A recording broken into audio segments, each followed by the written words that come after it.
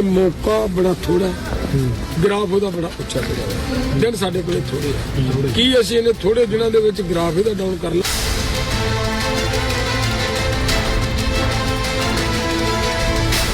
सीधा सीधा पॉलिटिकल एक स्टेटमेंट है ये।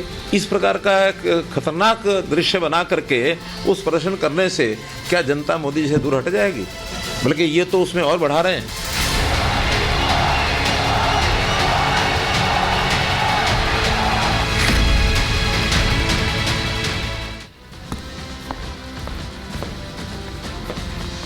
नमस्कार, मैं हूं आपके साथ हिमानी नैथानी। शाम के 5 बजने को हैं और हम लेकर हाजिर हैं अपनी खास पेशकश 5 का प्रहार, जिसमें आज एक बार फिर से मैं बात कर रही हूं उस आंदोलन की, क्योंकि आंदोलनकारियों के प्रदर्शन का आज तीसरा दिन है।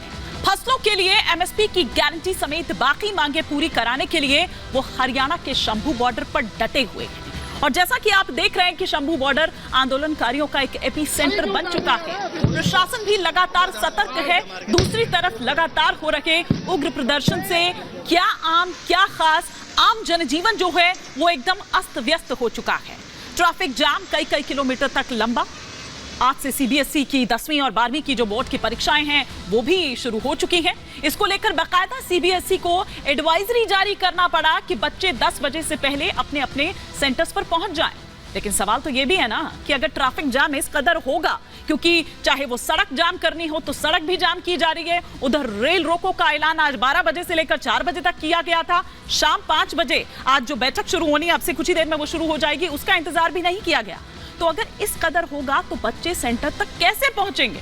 आज तो परीक्षा की ही शुरुआत हुई है, लेकिन इन बच्चों के भविष्य का सवाल है। रिजल्ट अगर खराब हुआ तो इसके जिम्मेदार कौन होगा? वहीं दूसरी तरफ आंदोलनकारी अपनी मांगे मनवाने के लिए लगातार दबाव पर दबाव बना रहे हैं। हरियाणा के किसान नेता गुरनाम चरूनी ये कह रहे हैं, बल्कि चेतावनी दे रहे हैं कि सरकार उकसाए ना, कहीं ऐसा ना हो कि अगला कदम संभालना मुश्किल हो जाए। इसका क्या मतलब है? आप धमका रहे हैं? आंदोलनकारियों और सरकार के बीच कुछ ही देर में वो तीसरे दौर की बैठक शुरू होने वाली है। 7 दिनों में दोनों पक्षों के बीच ये तीसरी बैठक होगी। उधर किसान नेता सरवन सिंह पंढेर ने यह साफ कहा है कि केंद्र को आवाज सुननी पड़ेगी, अन्यथा जो होगा वो ठीक नहीं होगा। आप देखिए कि किस तरह के बयान सामने आ रहे हैं। इसका क्या मतलब होता है, जो होगा ठीक नहीं होगा? ये कैसे किसान हैं? क्या ये सरकार को किसी अनहोनी होने की धमकी दे रहे हैं? पूरे मामले पर हरियाणा के मुख्यमंत्री मनोहर लाल खट्टर ने आंदोलनकारियों को लेकर सवाल खड़ा किया है कि ये कैसे किसान हैं जो ट्रैक्टर लेकर दिल्ली कूच कर रहे हैं। ट्रैक्टर का काम तो खेतों में होता है, सड़कों पर नहीं होता। भाई खेती के लिए है ट्रैक्टर, कोई ट्रांसपोर्ट तो है नहीं।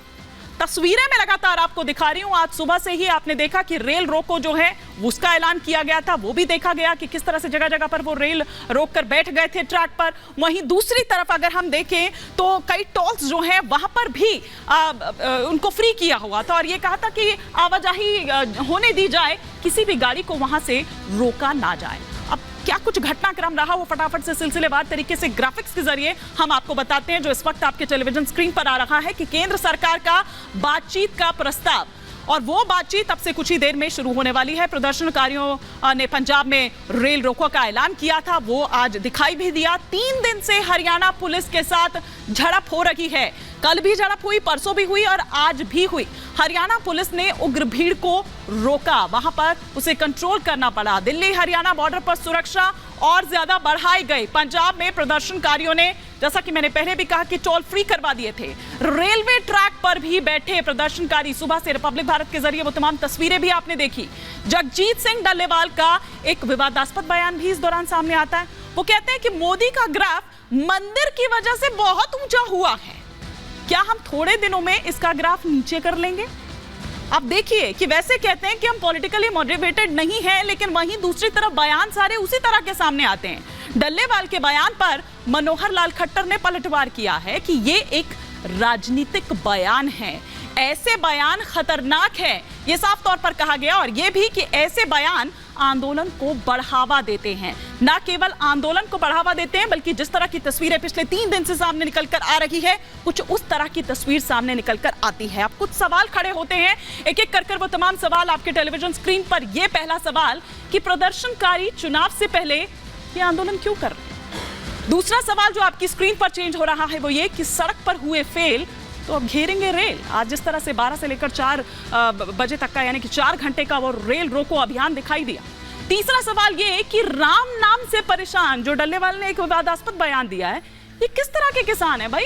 आप एक तरफ कह रहे हैं कि नॉन पॉलिटिकल है, लेकिन दूसरी तरफ काम सारे पॉलिटिकल हो रहे हैं। चौथा सवाल जो इस वक्त आपकी स्क्रीन पर चेंज हो रहा है वो ये कि प्रदर्शनकारियों की चुनौती विपक्ष दे रहा है गारंटी।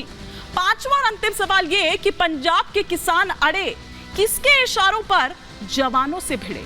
कुछ ऐसी तस्वीरें पिछली बार निकलकर सामने आई थी अभी पिछले 2-3 दिन से, और वो जो तीसरे दौर की वार्ता शुरू होने वाली है, तीनों जो मंत्री हैं, केंद्र मंत्री हैं, वो निकल चुके हैं, दिल्ली से रवाना हो चुके हैं, वहां पर पहुंचेंगे और फिर उसके बाद वो बैठक शुरू होनी है।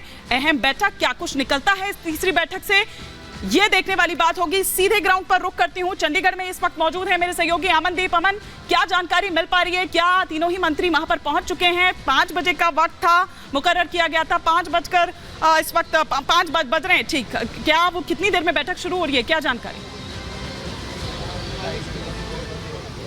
जी देखिए, कुछ ही देर में ये बैठक शुरू हो जाएगी। हम इस वक्त बाहर ही मौजूद हैं और मंत्री जो तीनों यूनियन मिनिस्टर्स हैं, पीयूष गोयल, नित्यानंद राय और अर्जुन मुंडा, वो तीनों जो हैं वो पहुंचने वाले हैं। और कुछ किसान जो हैं, किसान लीडर्स जगजीत सिंह डल्लेवाल और उनके साथी कुछ अंदर जा चुके हैं।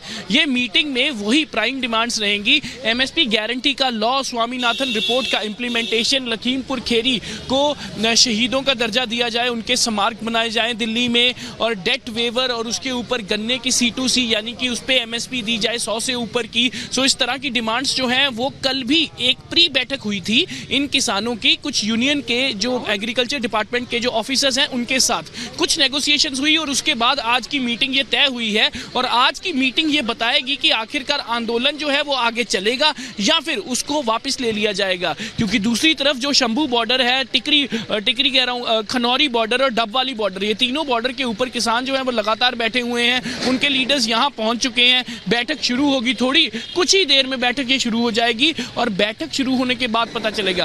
क्योंकि यूनियन मिनिस्टर्स ने ये सुझाव दिया है कि एकदम से एक एमएसपी गारंटी का कानून नहीं बन सकता और उसके ऊपर एक कमेटी बना दी जाएगी। वो कमेटी में किसान भी होंगे, उस कमेटी में ऑफिसर्स भी होंगे, उस कमेटी में जो लोग हैं तो वो भी होंगे। स्वामीनाथन रिपोर्ट की इंप्लीमेंटेशन को लेकर भी कमेटी का गठन करने की बात चल रही है, लेकिन किसान अब इस चीज पे नेगोशिएट करने के लिए तैयार हैं कि वो कमेटी में किसानों भी रहेंगे, किसान लीडर्स भी उस कमेटी में रहेंगे, तो तब जाके ये परस्यू हो पाएगा। कुछ ऐसी चीजें हैं, क्योंकि मिनिस्टर्स और ऑफिसर्स किसानों को ये समझा रहे हैं कि कुछ ऐसी चीजें हैं जो ओवर द नाइट कानून नहीं बना सकते, over the night Swaminathan report की इंप्लीमेंटेशन नहीं हो सकती, over the night Lakhimpur Kheri में जस्टिस नहीं डिलीवर किया जा सकता, उनको शहीदों का दर्जा नहीं दिया जा सकता, ओवर द नाइट गन्ने के ऊपर एमएसपी नहीं बढ़ाई जा सकती। इसकी कुछ प्रतिक्रियाएं हैं, उसको फॉलो करना पड़ेगा। उस चीज पे आज बातचीत होगी, उस चीज पे ये तीसरी बैठक है किसानों और मंत्रियों के बीच। नजर बनाए रखिए, बिल्कुल इंपॉर्टेंट जानकारी जो इस वक्त मेरे सहयोगी अमनदीप दे रहे हैं।